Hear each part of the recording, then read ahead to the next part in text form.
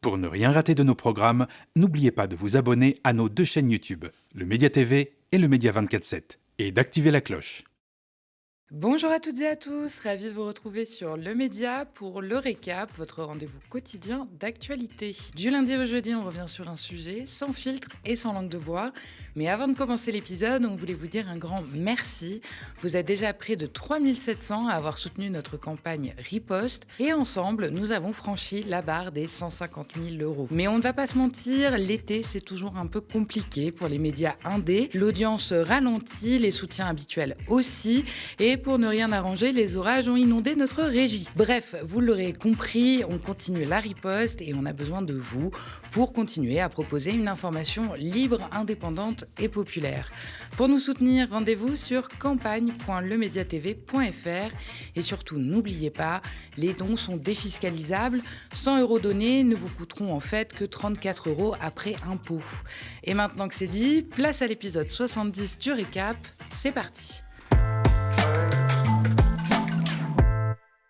C'est les soldes, tout doit disparaître. Oubliez les acquis de 1945, l'État-providence et même le 8 mai. Bayrou a tout bradé hier lors de son moment de vérité. Le Premier ministre a dévoilé ses pistes budgétaires pour 2026 et si l'on devait résumer l'idée, tout le monde est au régime sec. C'est simple, pour faire ses 40 milliards d'économies, Bayrou fait les poches de tout le monde, les travailleurs, les retraités, les chômeurs et même les malades. Tout le monde y passe, enfin sauf les riches, classiques, et les armés, les deux grands épargnés du tournant austéritaire. Alors je vous propose de faire le point ensemble. Les discours de Bayrou, c'est encore les réactions d'Éric Coquerel qui en parle le mieux. C'est souvent lent, très lent, ça digresse, ça tourne autour du pot, ça noie le poisson. Le seul moment où il va droit au but, c'est quand il joue de la tronçonneuse dans les budgets. Au menu des réjouissances, commençons par la fameuse année blanche, qui porte très mal son nom. C'est en fait un gel budgétaire. En 2026, on dépensera à l'euro près, la même chose qu'en 2025. C'est ce que nous annonce le Premier ministre. En premier lieu, cette mesure permet au gouvernement de ne pas augmenter les prestations sociales. Ce qui veut dire pas de revalorisation des retraites, des allocations familiales, des APL, du chômage, des minima sociaux en 2026. Le gouvernement promet donc le même montant qu'en 2025. Sauf que la vie, elle, coûtera mécaniquement plus cher, donc les Français auront moins dans leur porte-monnaie. Même chose pour les impôts qui resteront au même niveau que cette année, mais vous l'avez deviné, là aussi, cela se traduira par une augmentation effective. Certains la voient blanche, pour d'autres, cette année s'annonce particulièrement sombre. Mais pas d'inquiétude, l'État va montrer l'exemple, nous assure Bayrou. Dans les ministères aussi, c'est cure d'austérité pour tout le monde, sauf les armées qui, elles, se voient gracieusement augmentées de 3,5 milliards d'euros en 2026 et de 3 milliards en 2027. Vous savez, c'est la guerre, tout ça. Les fonctionnaires, eux, payent le prix fort. Un fonctionnaire sur 3 partant à la retraite ne sera pas remplacé. Dès l'an prochain, ça représente déjà 3000 postes publics en moins, hors futurs profs, les seuls rescapés du plan. Et comme si ça ne suffisait pas, François Bayrou compte aussi faire le ménage dans les agences de l'État jugées improductives, sans nous préciser desquelles il s'agit. Traduction, fusion, suppression et encore moins de services publics au nom de la rigueur. Du côté des collectivités locales, c'est pareil. Bayrou leur demande 5 milliards d'économies. C'est 13% des économies totales demandées. Autrement dit, une part importante du plan d'austérité repose sur les budgets déjà souvent tendus des communes, départements et régions qui devront réduire leurs dépenses de manière significative une fois de plus. Concrètement, cela signifie moins de services comme les transports, les crèches ou l'entretien des routes, moins d'aide sociale, des projets bloqués et moins de personnel pour assurer toutes les missions essentielles. Vous pensiez avoir tout vu? Attendez, ce n'est pas encore fini. On n'a pas encore parlé de la santé. Là aussi, Bayrou voit de quoi raboter. Il veut responsabiliser les patients. On l'écoute. La maîtrise des dépenses publiques passe aussi par celle des dépenses sociales. Nous sommes et nous pouvons être fiers de notre système de santé. Mais nous devons aussi être conscients que si nous ne faisons rien, la dérive automatique nous conduit à des déséquilibres que nous ne pourrons pas supporter. Si nous ne faisons rien, cette dépense augmentera l'année prochaine de 10 milliards d'euros. Ce n'est pas soutenable. Je propose que nous fassions l'effort de limiter cette hausse de moitié, ce qui fait que nous devons collectivement réaliser un effort de l'ordre de 5 milliards d'euros. Alors comment va-t-on faire ? Des parlementaires, des partenaires sociaux, des acteurs de la santé, au premier rang desquels la Caisse nationale d'assurance maladie, ont fait dans des études courageuses de nombreuses propositions sur lesquelles le gouvernement entend s'appuyer. Nous devons responsabiliser les patients pour que le coût de la santé soit plus concret pour nos concitoyens. Nous consommons par exemple en France 2 fois plus d'antibiotiques qu'en Allemagne. Et je ne crois pas que nous soyons en meilleure santé que les Allemands. Bon, dire qu'on peut être fier de notre système de santé, ça dépend vraiment de ce qu'on regarde. Fier de l'idée fondatrice, oui, sans hésiter. Mais quand on se penche sur ce qu'il en reste aujourd'hui, des soignants épuisés, des hôpitaux à bout de souffle et des patients souvent mal pris en charge, difficile de bomber le torse. S'il reste une chose dont on peut être fier, c'est bien la résilience héroïque du personnel médical dans ces conditions. Mais rien de plus. Sur le fond, Bayrou annonce une réforme en profondeur de la prise en charge des affections de longue durée. Concrètement, dès 2026, certains médicaments ne seront plus remboursés à 100% s'ils ne sont pas directement liés à l'affection déclarée. En clair, un coup de rabot dans la couverture maladie des patients les plus fragiles. Les arrêts maladie aussi passent à la moulinette. Le gouvernement affirme que 50% des arrêts de plus de 18 mois seraient injustifiés, sous-entendu, trop de malades en profiteraient. Et pour compléter la potion amère, Bayrou annonce le doublement des franchises médicales sur les médicaments. Traduction encore, être malade coûtera plus cher et en plus ce sera un peu suspect. Si vous vous demandez d'où vient cette idée lumineuse, vous feriez bien de chercher du côté des patrons. La semaine dernière, la Confédération des petites et moyennes entreprises a suggéré de doubler les franchises médicales dans le but de sortir du tout gratuit, je cite, et pour éviter les actes de confort. Encore une citation. Aligné avec eux, Bayrou pense qu'on consomme trop de médicaments. Alors peut-être que tout ce beau monde s'imagine qu'on va chez le médecin comme on va au supermarché pour faire le plein au cas où. Sauf que pour cela, encore faut-il avoir un médecin traitant, ce qui pour beaucoup relève aujourd'hui du parcours du combattant. Une idée pour économiser sur les frais de santé pourrait être d'arrêter de voter des textes aussi funestes que la loi Duplon, initiée par un bloc centre-droite et soutenue par le gouvernement. Présentée comme une réponse à la colère agricole de 2024 et défendue bec et ongles par la FNSEA et les jeunes agriculteurs, la loi Duplon est en réalité un cadeau empoisonné pour notre agriculture. La Confédération paysanne, le 3e syndicat agricole français, ne s'y trompe d'ailleurs pas et dénonce fermement ce texte. Mais le pire, c'est que cette loi ouvre grand la porte à la réintroduction d'un pesticide néonicotinoïde dangereux, malgré les alertes répétées des malades du cancer et des écologistes. Santé et environnement passent encore une fois après les intérêts des lobbies agricoles. La semaine dernière, nous recevions la députée écologiste Sandrine Rousseau sur le plateau de notre contre-matinale et comme à son habitude, elle n'a pas mâché ses mots. On a une explosion des cancers chez les enfants, on a une explosion des cancers du pancréas et des cancers digestifs d'une manière générale qui sont très probablement liés à ce type de produit. Et on a aussi une explosion des maladies neurodégénératives et...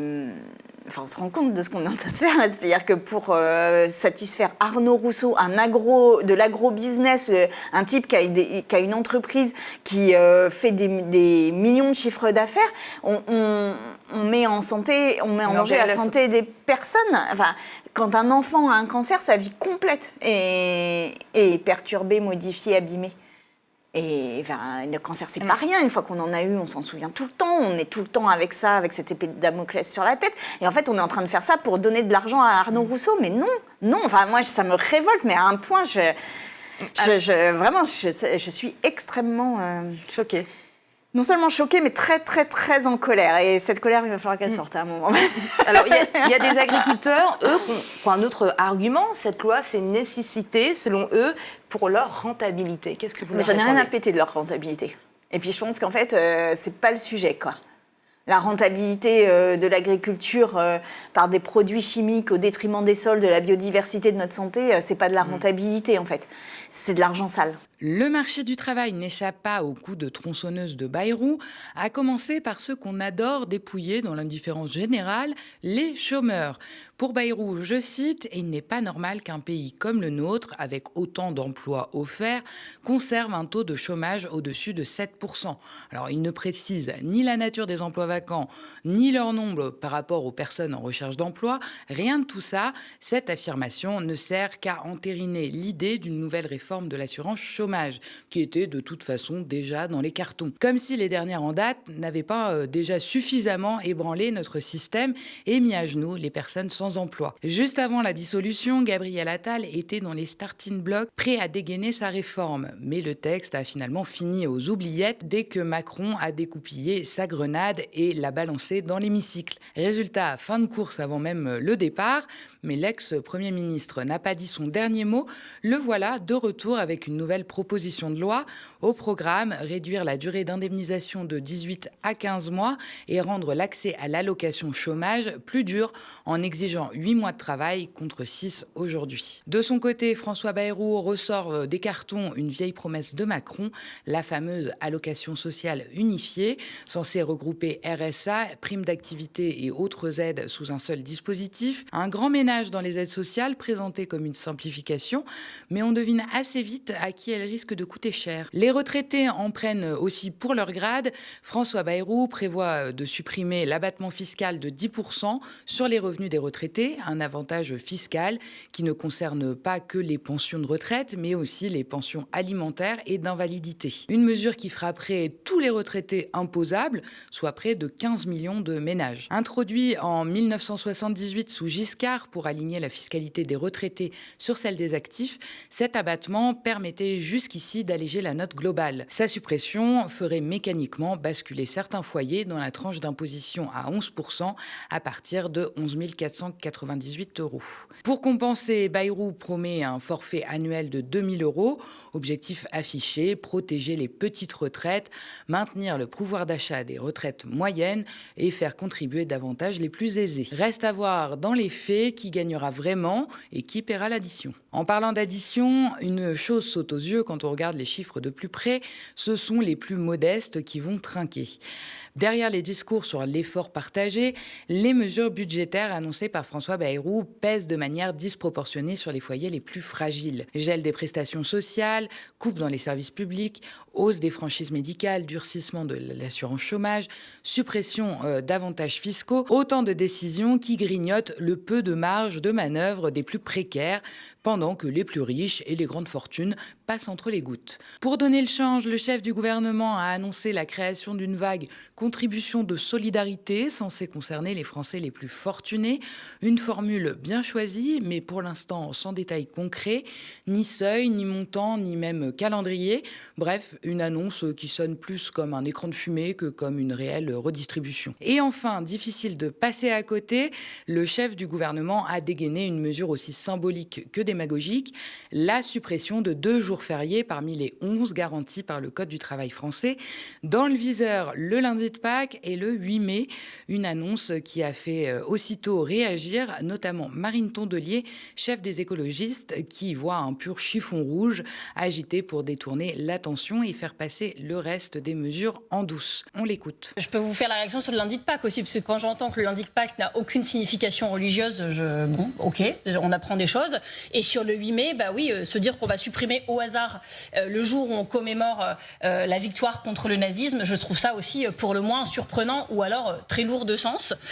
Mais ce que je pense aussi, c'est que tout ça est un piège, c'est-à-dire que c'est un chiffon rouge qu'on agite. Et d'ailleurs, tous les politiques ont réagi en priorité là-dessus. Toute la presse titre en priorité sur ces 2 jours fériés. Je pense que c'est la mesure annoncée que vont retenir les Français. Et ce sera un peu l'arbre qui cache la forêt de tout le reste, des renoncements sur la santé, sur les retraites. Globalement, si vous cherchez des gens qui sont satisfaits des annonces de Bayrou, vous n'aurez d'autre choix que de piocher chez ses alliés.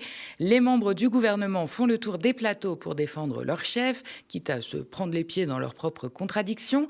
Et bien sûr, les centristes, fidèles au poste, soutiennent leur champion. La droite LR singe le en même temps. Ce matin, Laurent Wauquiez, président du groupe droit droite républicaine à l'Assemblée a déclaré qu'une partie des mesures présentées par François Bayrou reprend des propositions que nous défendons depuis plusieurs mois, je cite. Ça a le mérite de clarifier les choses. Pour jouer le jeu de l'opposition, Wauquiez a quand même pointé, je cite toujours, deux lacunes, l'augmentation des impôts et un découragement du travail. Je vous la fais courte, mais les propositions de LR, c'est toujours un peu du copier-coller de l'extrême droite. Son plan, c'est de s'attaquer à l'assistanat, aux dépenses liées à l'immigration, évidemment, et de réduire encore un peu plus le train de vie de l'État. Évidemment, il ne parle pas là ni de son salaire à lui, ni aux autres députés, ni des privilèges nombreux de ses camarades politiques. Non, non, non. Il vise encore plus de suppression de postes de fonctionnaires. Ceux qui sont contents, aux surprises, ce sont les patrons. Pour le président du MEDEF, pas le choix, il faut travailler plus et libéraliser encore davantage. Le problème avec les rentiers, c'est qu'ils ne savent jamais s'arrêter. On écoute. Sur la suppression des jours fériés, alors ça va faire couler beaucoup d'encre. Je vous garantis que dans les jours qui viennent, ça a commencé déjà. Il va y avoir beaucoup de choses qui vont être dites sur le sujet. Mais vous voyez, au fond, la question, c'est la France a besoin d'augmenter sa quantité de travail global, ne serait-ce que pour se mettre au niveau de nos principaux partenaires et néanmoins concurrents européens. Et ça, c'est une manière de le faire. C'est une manière aussi de ramener de l'argent dans les caisses de l'État. La question qui se pose tout de suite derrière, c'est oui, mais si on met de l'argent dans les caisses de l'État, c'est pour quoi faire ? Nous, on pense que ce qui serait idéal, c'est que l'argent qui vient dans les caisses de l'État serve à ce que l'État se réforme et que la dérive des dépenses de l'État trouve ici son terme. Et on a senti que le Premier ministre avait l'air tout à fait déterminé dans ce sens-là. Pourtant, les entreprises se gavent sous Macron, c'est ce qu'a révélé une commission d'enquête du Sénat, pas plus tard que la semaine dernière. Le rapport rédigé par le communiste Fabien Gay fait état de 211 milliards d'euros d'aide aux entreprises, sans quasiment aucun contrôle ni contrepartie. Pendant que les entreprises se gavent d'aide à gogo, les prestations sociales sont sabrées et les plus modestes trinquent toujours plus. Les patrons et leurs porte-voix dans les médias assurent qu'il ne s'agit pas d'aide, mais simplement de moindres charges compensées par l'État, ce qui revient en réalité à un transfert massif d'argent public financé par nos impôts et principalement ceux des classes populaires. Malgré cela, ces grandes entreprises continuent de verser des dividendes records et de supprimer des emplois alors même qu'elles profitent de milliards d'aides. Notre économiste maison Thomas Porcher a évoqué ce sujet dans le dernier Instant Porcher. Les aides aux entreprises ont atteint 7% du PIB. C'est l'une des plus grosses dépenses de l'État. Je vous propose de l'écouter. Ça ne me surprend pas trop parce que j'avais lu des travaux d'une chercheuse, notamment Anne-Laure Delatte, qui a écrit tout un livre là-dessus et qui estimait, elle, déjà à l'époque, c'est-à-dire je crois que son livre est sorti en 2021, de mémoire, elle estimait déjà un montant qui était autour de 200 milliards. Et elle montrait très clairement que les aides aux entreprises avaient été multipliées par 3. Et vous avez, quand vous regardez, parce que les aides sont dans la dépense publique, il faut le dire, ça fait partie de la dépense publique, et quand vous regardez tous les postes de la dépense publique, vous n'avez aucun poste qui a été multiplié par 3. Je veux dire, ça a été multiplié par 3, et même en pourcentage de PIB, si on est un peu technique, mais c'est important, en pourcentage de PIB, on est passé de 2% à quasiment 7% d'aide aux entreprises, en pourcentage de PIB. Les services publics, eux, sont restés stables, ils sont restés à 18% du PIB, l'ensemble des administrations publiques et du salaire des fonctionnaires, donc ils sont restés stables ces 30 dernières années. Et quand vous regardez la dépense publique dans son ensemble, on n'arrête pas de dire qu'elle augmente, elle est restée entre 50 et 58% depuis les années 80. Donc il n'y a qu'un poste qui a triplé en termes de volume, c'est le poste des aides aux entreprises. Pour faire avaler la pilule amère de l'austérité, le gouvernement, avec François Bayrou en fer de lance, a encore une fois choisi de jouer sur la peur et l'angoisse collective. Ce matin, sur BFM, Gérald Darmanin n'a pas hésité à comparer la situation française à celle de la Grèce, pays emblématique des sévères plans d'austérité imposés par l'Union européenne il y a quelques années.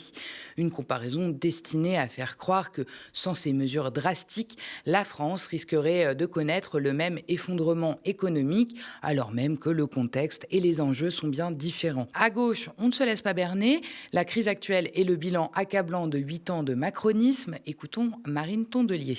Ce qu'il a complètement occulté aujourd'hui, c'est que ce bilan-là, c'est pas le bilan de la gauche, Monsieur Woerth. La situation financière telle qu'elle a été expliquée, si vous pouvez me laisser parler, La situation financière telle qu'elle a été dénoncée par M. Bayrou, c'est le bilan de 8 ans de macronisme. C'est 1 000 milliards de dettes de plus en 8 ans. Un passage de 2 000 milliards de dettes à 3 000 milliards de dettes dans lequel le Covid a joué un rôle infime. C'est pas la majorité des dépenses. Et donc, ce que je dis juste, c'est que quand j'entends M. Bayrou, vous pouvez me couper, M. Woerth, je dirai quand même ce que j'ai à dire. Vous étiez d'accord? Je dirai quand même ce que j'ai à dire.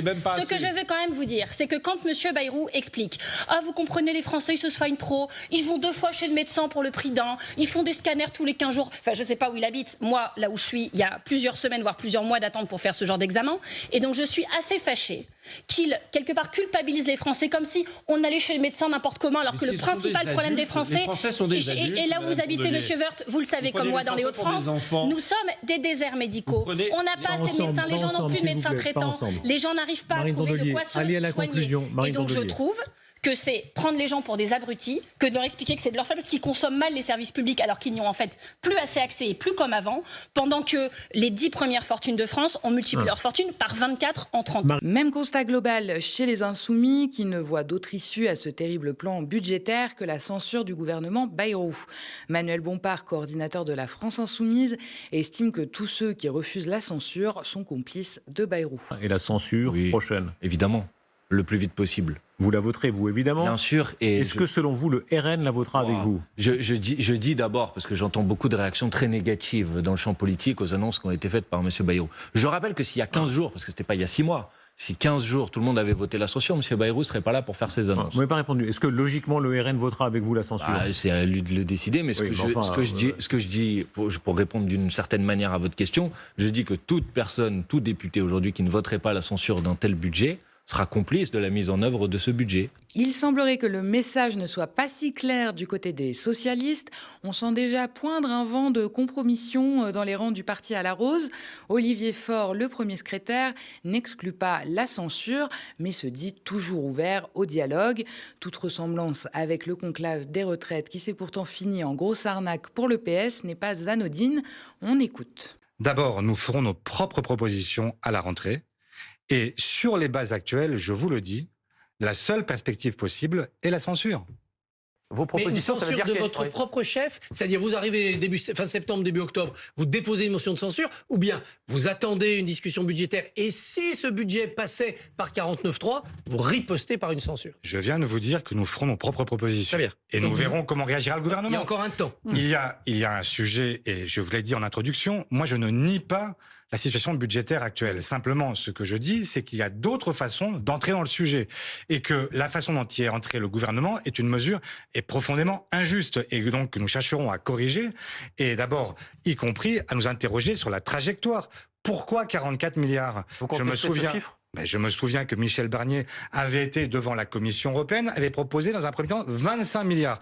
Et que ça avait été jugé parfaitement acceptable par la Commission européenne. Pourquoi on est passé de 25 à 44? Depuis plusieurs années, la politique des socialistes se résume à un mantra, être responsable, peu importe si cela implique de renier leurs idéaux fondateurs. Au bout du compte, cette prétendue responsabilité n'est qu'un renoncement déguisé, une trahison des valeurs au profit d'une course sans fin vers le centre. Pour s'en convaincre, il suffit d'écouter le député Philippe Brun, représentant de l'aile droite du parti, qui évoque déjà un accord de non-censure. On dit que nous étions ouverts à la discussion pour éventuellement obtenir une non-censure sur le budget. Mais pour cela, il faudra que le gouvernement modifie considérablement sa copie. À peine quelques semaines se sont écoulées depuis que le PS, à la sortie du conclave, proclamait en fanfare la fin des compromis avec Bayrou et annonçait vouloir faire tomber le gouvernement, une posture qui s'est vite diluée dans les faits. Du côté du RN, qui veut à tout prix éviter la censure pour cause d'inéligibilité de Marine Le Pen, on applique aussi de la technique du « en même temps ».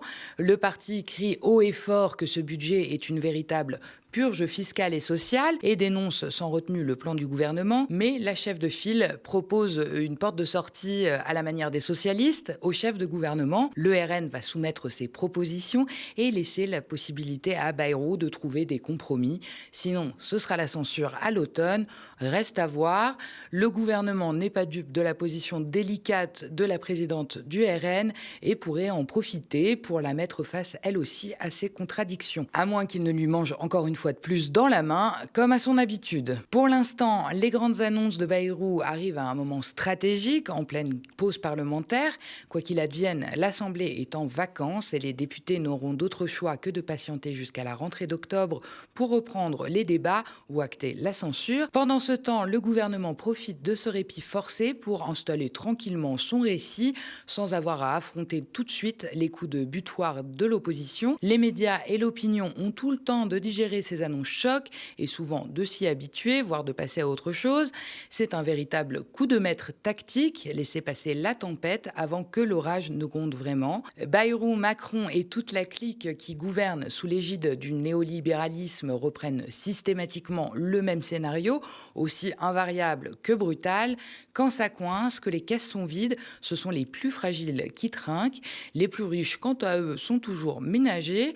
Les milliards pleuvent sur les puissants et les grandes entreprises, sous prétexte de relancer la croissance ou de sécuriser l'économie. Pendant ce temps, les travailleurs, les retraités, les chômeurs et même les malades voient leurs droits fondre comme neige au soleil. Les prestations sociales sont gelées, les services publics démantelés, la santé sacrifiée. Tout est bon pour faire des économies sur le dos de ceux qui n'ont déjà presque rien, mais presque rien, c'est toujours trop. Cette austérité n'est ni un hasard, ni une réelle nécessité, c'est un choix politique clair, celui d'un gouvernement qui préfère protéger les profits des élites.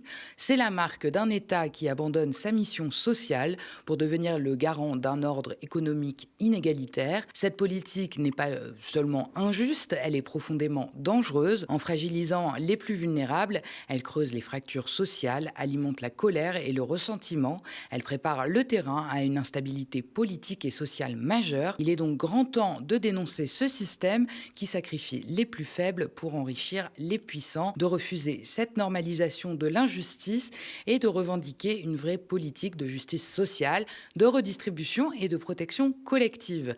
Parce qu'au final, ce n'est pas aux pauvres de payer les pots cassés d'une incompétence politique doublée d'une complaisance avec les puissants. Eux appellent ça la crise, nous on appelle ça un braquage légal. Nouvelle-Calédonie, entre les annonces de François Bayrou et le week-end du 14 juillet, l'information a été quelque peu éclipsée, mais il y a bel et bien du nouveau concernant le processus institutionnel en Kanaki, Nouvelle-Calédonie. Gouvernements indépendantistes et non indépendantistes ont signé un projet d'accord samedi 12 juillet dernier. Ce dernier prévoit la création d'un État de la Nouvelle-Calédonie, historique pour les uns, décevant pour les autres. Ce projet d'accord n'a pas l'air de faire autant consensus que ça, surtout entre les Calédoniens non indépendantistes et les Kanaks. Chacun met en avant les avancées qu'ils ont réussi à défendre. Elisabeth Nouard, directrice de Radio Rythme Bleu, radio loyaliste, déclare, je cite, « Les indépendantistes peuvent se prévaloir d'avoir gagné la bataille des mots et des symboles, mais de leur côté, les partisans de la France ont gagné la bataille des faits et des réalités. » Le communiqué du FLNKS met quant à lui en avant les avancées obtenues pour, je cite encore, « cheminer vers le pays souverain que nous voulons construire ». La base militante de l'Union calédonienne se dit quant à elle extrêmement déçue. Rappelons que l'accord dit de Bougival doit encore passer par la réforme constitutionnelle et un référendum local pour être entériné. Avec l'ouverture du corps électoral en 2024, les choses sont loin d'être acquises pour les indépendantistes et c'est justement cela qui les inquiète. International, au Proche-Orient, du côté de la Syrie, les combats se poursuivent dans le sud du pays, à Soueïda. Israël a déclaré aujourd'hui avoir bombardé le ministère de la Défense syrien à Damas. L'objectif affiché, protéger la minorité druze du pays. Cependant, les violences persistent dans le sud de la Syrie. L'Observatoire syrien des droits de l'homme dénombre près de 248 morts 3 jours après le début des affrontements suite aux frappes israéliennes. L'armée israélienne a également annoncé vouloir renforcer ses troupes à la frontière avec la Syrie. Pour rappel, en 1981, Israël avait illégalement annexé le plateau du Golan, territoire initialement syrien situé à l'est du pays. L'État israélien a annoncé à plusieurs reprises qu'il n'autorisera aucune présence militaire dans le sud du pays et continue de menacer l'État syrien tant que les forces armées du pays ne se retirent pas. Une chose est sûre, Israël ne ne semble pas vouloir arrêter sa politique internationale belliqueuse et agressive pour assurer, dit-il, l'équilibre régional du Moyen-Orient. Merci d'avoir regardé cette nouvelle édition du Récap. N'hésitez pas à nous laisser vos impressions en commentaire si vous nous regardez sur YouTube ou via email si vous nous regardez à la télé. Et n'oubliez pas, les milliardaires financent la haine. Le média a lancé Riposte, une campagne de financement citoyenne pour riposter sur les réseaux sociaux et la TNT francilienne. Parlez-en autour de vous et rejoignez la lutte si vous le pouvez sur campagne.lemediatv.fr et abonnez-vous aussi à nos 2 chaînes YouTube, le Média TV et le Média 24/7 pour ne rien rater de nos programmes. Très bonne soirée sur le Média.